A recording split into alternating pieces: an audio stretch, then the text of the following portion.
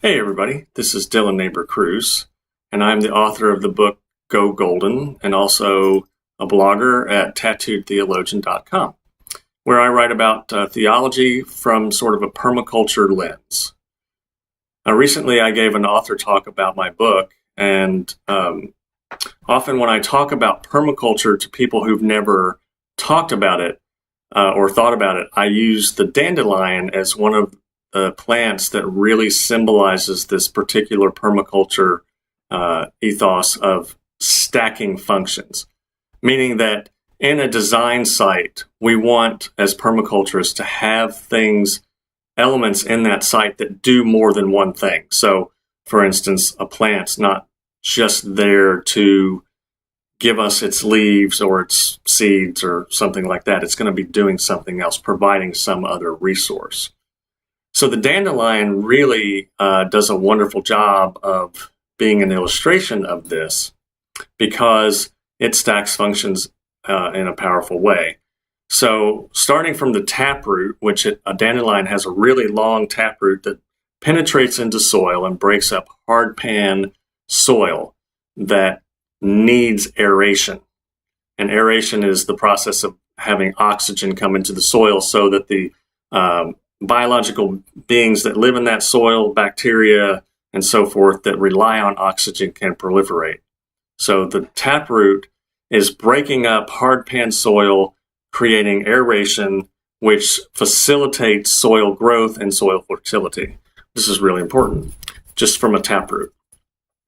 The taproot's also considered medicinal. It's a diuretic, and diuretics flush our systems clean when we need to get stuff out of there. So if you drink some dandelion root tea, you need to drink a lot of water. It'll flush out impurities and that sort of thing. The leaves are delicious. They're edible, very highly nutritious, full of vitamins and minerals that our bodies need. They're also a little bit bitter, which can stimulate our digestion and help the process of digesting our other food. The flowers are also edible. I've had them fried as a little fritter. They're delicious. So that's another yield from them. But most importantly, dandelions provide pollinators with early spring sources of pollen when there aren't very many things flower-wise that are opening up for bees to come and get food after a long cold winter. So never ever cut your dandelions.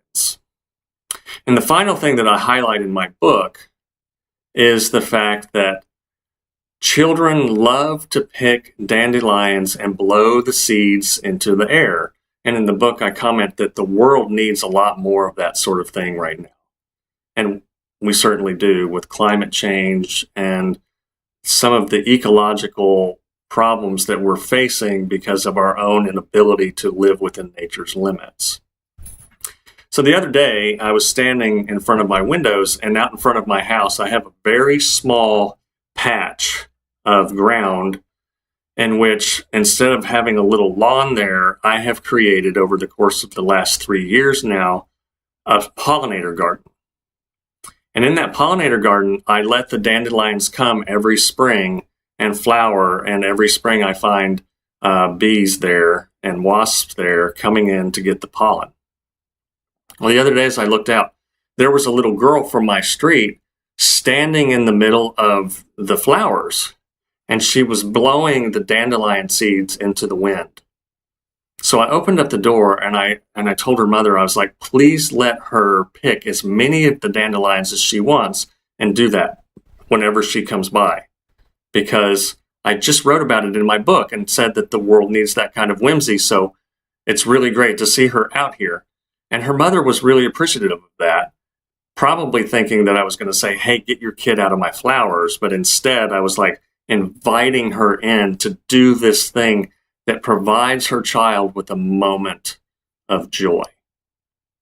And again, joy can be in remarkably short supply right now. So we definitely need more of that. And another benefit of the dandelion that I didn't even think of, but because it just came to me when I saw her in the yard, was that it was kind of a community building thing. I haven't talked to my neighbors all that much.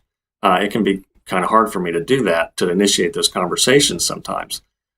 But because she was in the yard, I got a conversation started, and now they know my name. And today I picked a bouquet of dandelions that had gone to seed, and I laid them aside for her. And when they walked by, I said, "Hey, there's a bouquet of dandelions there for her." And she and her mother were both delighted. So building community one dandelion at a time, helping bees one dandelion at a time.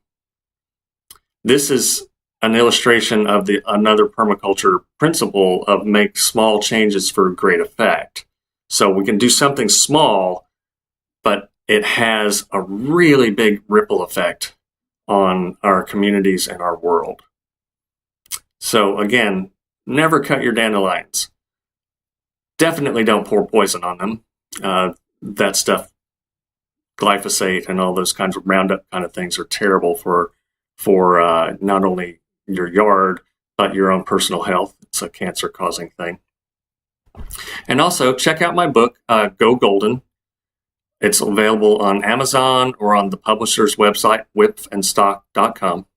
And also check out my blog, tattooedtheologian.com. Peace be with you. Thank you very much.